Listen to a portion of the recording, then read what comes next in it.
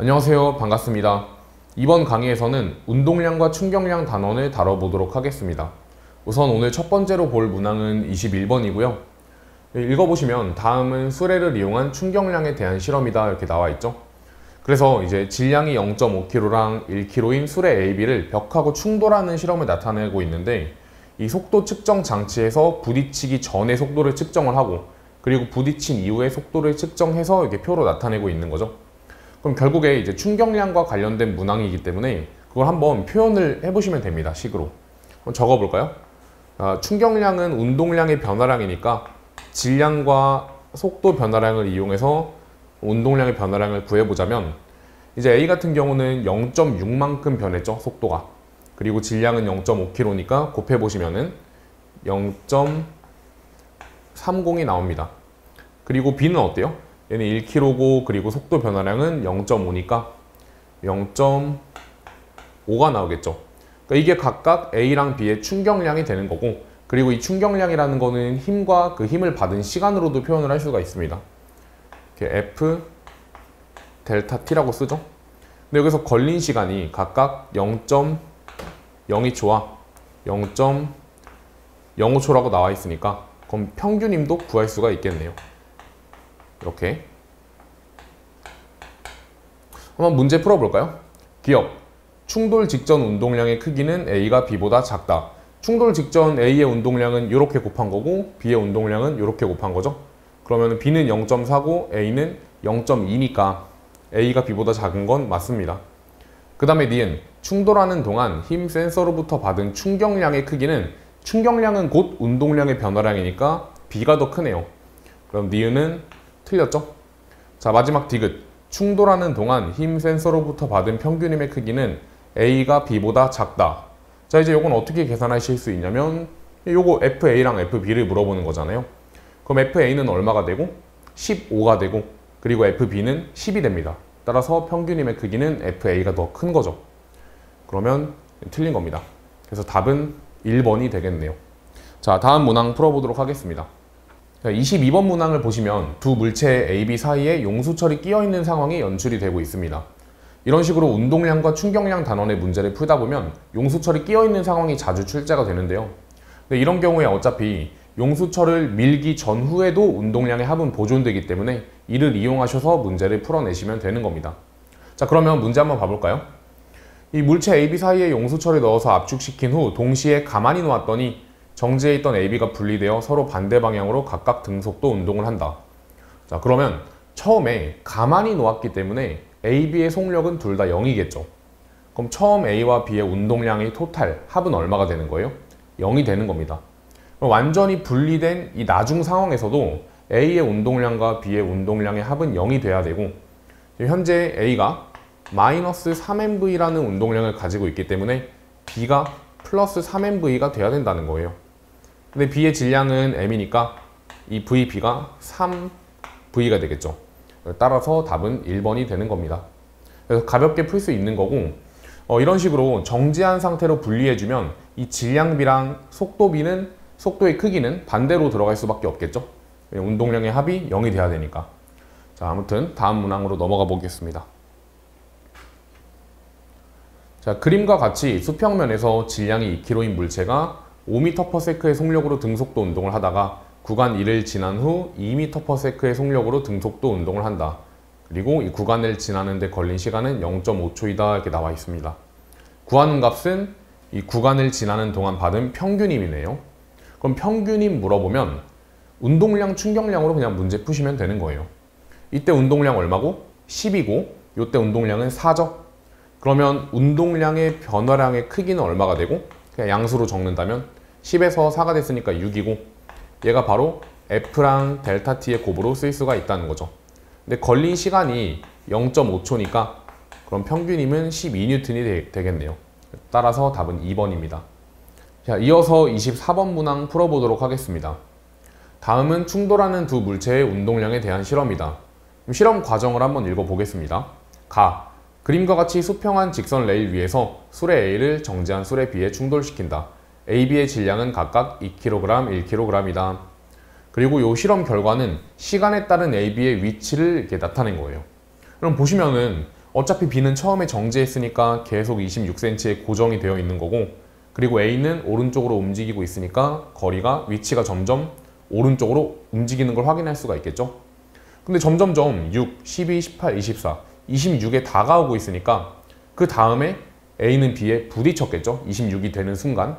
그래서 이 0.4랑 0.5 이 사이를 보시면 얘를 시점으로 지금 B의 위치가 변하기 시작을 했습니다. 그러니까 충돌을 했으니까 그 이후에 B의 속도가 생긴 거죠. 그럼 이제 반대로 A 같은 경우도 B한테 충돌을 받은 거니까 얘도 속도가 변했을 거예요. 그럼 우선은 속도를 다 찾아볼까요? 자, 첫 번째 A는요 0.1초 동안 6cm만큼을 움직였네요. 그러면 1초 동안은 60cm, 즉 0.6m만큼을 움직일 수 있는 거니까 이때 속력은 0.6m/s가 됩니다. 이게 항상 센티미터 단위는 미터로 바꿔서 계산을 해주시면 되고요. 자, 그 다음에 여기는 0.1초 동안 0.3만큼 가는 거니까 이렇게 쓸 수가 있습니다. 그리고 B는 처음 속력은 0이고 그리고 나중 속력은 6cm만큼 변했으니까 그럼 얘는 0.6m/s겠네요. 자, 이제 문제 한번 풀어보겠습니다. 기억 0.2초일 때 A의 속력은 0.4m/s이다. 잘못됐죠? 자, 그 다음에 니은 0.5초일 때 A와 B의 운동량의 합은 크기가 1.2kg/s이다. 근데 이거는 사실 0.5초일 때를 구할 필요가 없는 게 충돌 전후의 운동량의 합은 보존되기 때문에 그냥 계산이 귀찮으시면 어차피 이때는 B의 운동량은 0이 나오겠죠. 그래서 충돌 전후로 구하셔도 상관은 없습니다. 근데 A의 질량이 2kg이니까 속력이 0.6m/s라면 운동량은 얼마가 되겠어요? 1.2가 되겠죠? 따라서 니은은 맞습니다. 자, 마지막 디귿 0.7초일 때 A와 B의 운동량의 크기는 같다. 이때는 질량하고 한번 곱해보시면 0.6 나오고 얘도 질량하고 곱하시면 0.6 나오니까 디귿도 맞는 거네요. 그럼 답은 4번이 되는 겁니다. 25번에서는 물체 AB가 벽하고 충돌하는 상황이 나타나 있는데 충돌 시간을 알려주고 있고 그리고 충돌하면서 운동량이 얼만큼 변했는지도 알려주고 있습니다. 한번 나중 운동량을 구해볼까요? 처음에 A는 플러스 방향으로 운동량이 mv였죠. 근데 이제 벽하고 부딪혀서 EMV만큼이 변했다면 결국에 A는 벽하고 부딪히면서 힘을 이쪽으로 왼쪽으로 받을 거 아니에요? 그럼 여기서 마이너스 방향으로 EMV가 변한 거니까 나중 운동량은 마이너스 mv가 되고 나중 속력은 이렇게 쓸 수가 있겠죠. 자, B 같은 경우는 처음 운동량이 얼만데? 4mv인데 이때 운동량의 변화량은 6mv니까 그럼 여기서 왼쪽 방향으로 6mv 변하면 나중 운동량은 마이너스 2mv임을 알 수 있고 그럼 속도는 마이너스 방향으로 2분의 1v가 됩니다. 자, 바로 풀어보죠. 기억 A가 충돌하는 동안 벽으로부터 받은 충격량의 크기는 EMV다. 충격량은 곧 운동량의 변화량이니까 기억은 맞습니다. 그 다음에 니은 벽과 충돌한 후 물체의 속력은 B가 A의 2배이다. 맞을까요? B가 A의 2배가 아니라 A가 B의 2배죠. 그럼 틀린 거고.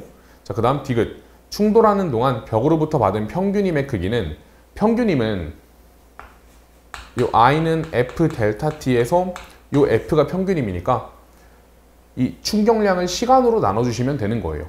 근데 이게 충격량이니까 요걸 이렇게 시간으로 나눠주시면 얘는 개수가 2가 나오고 여기는 개수가 3 나오죠.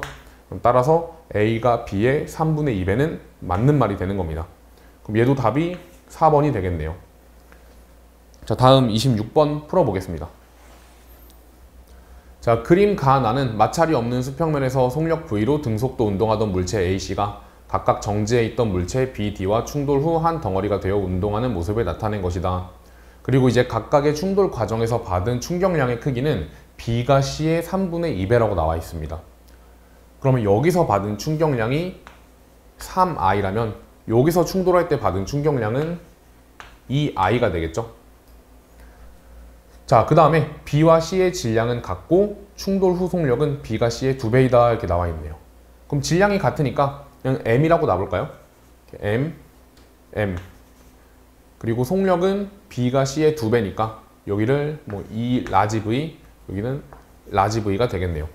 그럼 그럼 결국에 지금 스몰 v랑 라지 v라는 문자가 두 개가 나오기 때문에 이거를 요 충격량 조건을 통해서 한 문자로 통일을 해야겠죠. 그럼 이제 어떻게 해주시면 되냐면 여기서 충격량, 그러니까 즉 운동량의 변화량이 얼마인지를 찾아보셔야 돼요.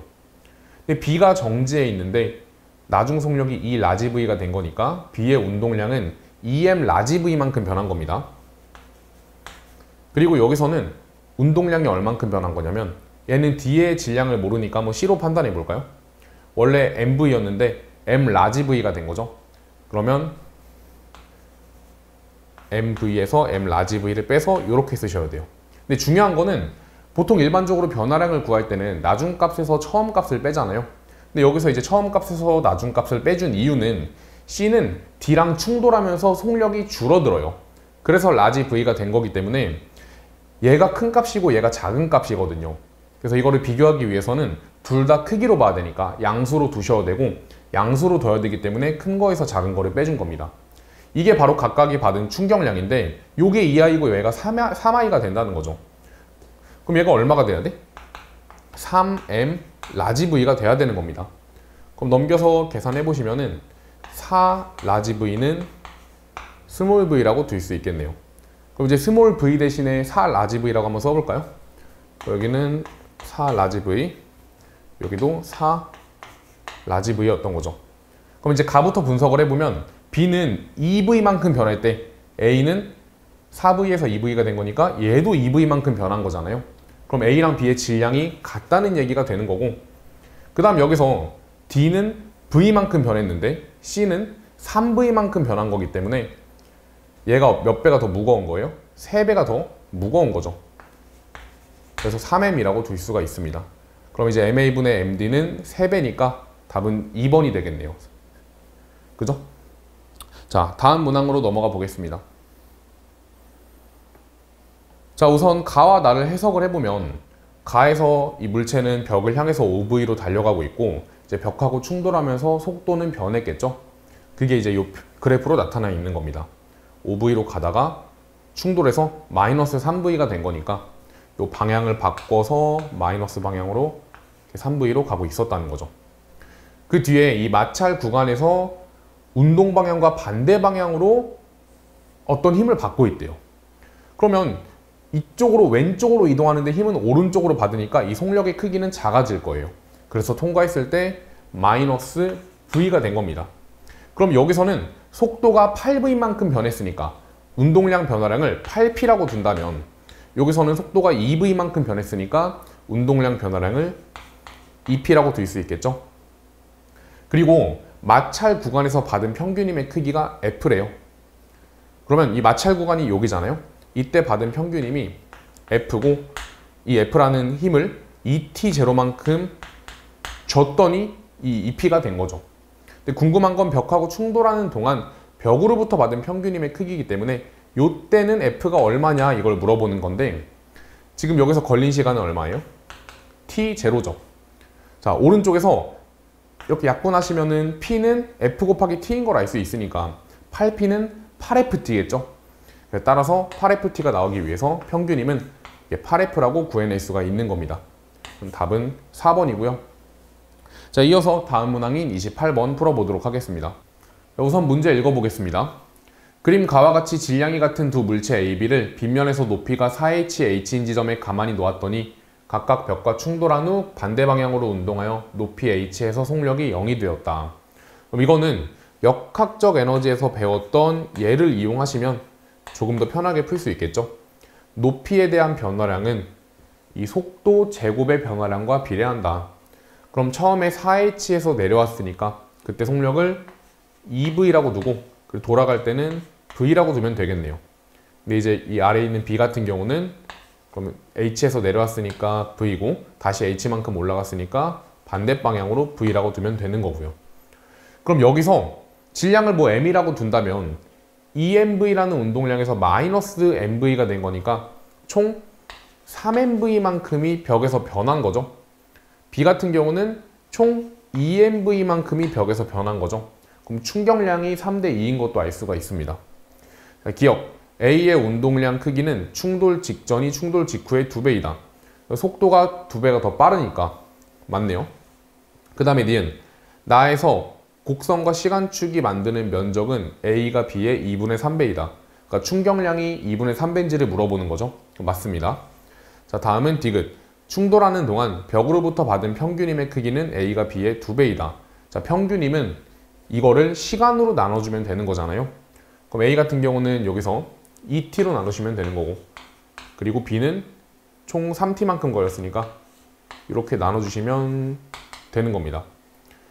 그러면 A가 B의 2배는 아니죠. 딱 봐도. 계산해보면 몇 배예요? 4분의 9배가 됩니다. 4분의 9배. 그래서 답은 기억 니은 3번입니다. 29번 문항에서는 결론적으로는 충격량을 물어보고 있기는 하지만 이 중간에 역학적 에너지 보존도 이용을 하셔야 됩니다. 지금 이 용수철은 같은 용수철이고 처음에는 AB가 운동 에너지만 갖고 있었겠죠. 용수철을 압축하면서 점점점 속력이 느려지기 때문에 운동 에너지는 줄어들고 그만큼 이 탄성 포텐셜 에너지가 증가를 하는 겁니다. 그럼 지금 이 가랑 나에서 압축된 게 나가 2배가 더 크니까 이 탄성 포텐셜 에너지는 나에서가 가에서의 4배가 되는 겁니다. 그럼 처음에 운동 에너지도 둘이 어땠겠어요? 1대 4였겠죠. 따라서 근데 질량이 4배잖아요. 그럼 이 둘의 처음 속력은 같았다고 둘 수가 있는 거예요. 자, 이제 충격량 구하는 건데 얘 운동량 MV가 빵이 된 거고 여기는 4MV가 빵이 된 거죠. 따라서 충격량은 이쪽이 4배가 큰 겁니다. 답은 3번이죠. 이번 강의에서는 지금 이 30번 문제가 마지막 문항이고 그 다음 강의에서 이 뒤에 있는 상대속도 4문항 이어서 풀어드리겠습니다. 자, 우선 30번부터 보시면 그림 가와 같이 수평면에서 용수철을 압축시킨 채로 정지해 있는 물체 ABCD를 0초일 때 가만히 놓았더니 용수철과 분리된 BC가 충돌하여 정지하였다. 그럼 이것도 아까 한 것처럼 처음 운동량이 다 0이니까 분리된 후에도 운동량이 이런 식으로 AB의 운동량이 크기는 같고 방향은 반대여야겠죠. CD도 마찬가지로 이런 식으로. 근데 일단 여기서 중요한 거는 여기서 이 둘은 같아야 되지만 이 둘도 같아야 되지만 요렇게 같은지는 모르는 거예요. 그래서 프라임으로 둔 건데 중요한 거는 B랑 C가 부딪혀서도 정지했다는 겁니다. 그럼 BC가 부딪혀서 정지했다는 거는 부딪히기 전, BC 충돌 전에도 운동량의 합이 0이 됐다는 거겠죠. 따라서 이 프라임을 안 붙여도 이 4개의 운동량의 크기는 모두 같다는 걸 알 수가 있다는 거죠. 자, 그 다음에 그림 나는 A가 용수철로부터 받는 힘의 크기 FA, 그리고 D가 용수철로부터 받는 힘의 크기 FD, 그리고 B가 C로부터 받는 힘의 크기 FBC를 시간에 따라 나타낸 것이다. 이렇게 나와 있습니다. 그럼 우선은 이 면적, FA가 만드는 면적과 FD가 이 시간축과 이루는 이 면적은 같을 수밖에 없겠죠. 용수철을 밀었을 때 받는 충격량이 모두 4개가 동일하기 때문에 얘는 면적이 같은 겁니다. 하물며 이 FBC도 면적은 같을 수밖에 없는데 그 이유는 부딪히면서 BC의 운동량은 얘는 마이너스 P만큼 변했으니까 정지한 거고 얘는 플러스 P만큼 변했으니까 정지한 거잖아요. 그래서 이 넓이는 FA, FD, FBC가 이루는 면적이 다 같은 겁니다. 기억, 용수철과 분리된 후 A와 D의 운동량 크기는 같다. 그렇죠? 그 다음에 니은, 힘의 크기를 나타내는 곡선과 시간축이 이루는 면적은 FA랑 FD에서 같다. 이것도 맞습니다. 자, 다음 디귿. 6t에서 7t 동안 FBC의 평균값은 0에서 2t 동안 FA의 평균값의 2배이다. 우선 이 넓이가 둘 다 어떻다고요? 둘 다 같다고 했죠? 근데 여기서 이제 평균임인 FBC는 t로 나눠주면 되는 거고 그리고 FA 같은 경우는 같은 값인 i를 2t로 나눠준 거니까 얘가 2배가 더 큰 거죠. 따라서 맞는 겁니다. 답은 5번이죠. 자, 이렇게 해서 이제 운동량, 충격량, 기본 문항들을 모두 마무리했고 이 운동량, 충격량은 전에 풀었던 문제처럼 역학적 에너지랑도 결합을 할 수 있고 이런 식으로 운동량, 충격량으로 단독적으로 풀 수 있게 출제하기도 합니다. 근데 이렇게 난이도가 엄청 어려운 단어는 아니지만 특히나 이 운동량, 충격량에서는 부호를 헷갈려서 틀리는 학생들이 많기 때문에 그런 부분 잘 유념해서 학습을 하시면 좋을 것 같고요. 다음 강의에서는 학생들이 많이 어려워하는 이 운동량 유형에서 상대속도 유형 같이 좀 풀어보도록 하겠습니다. 들어주시느냐고 고생 많으셨고 감사합니다.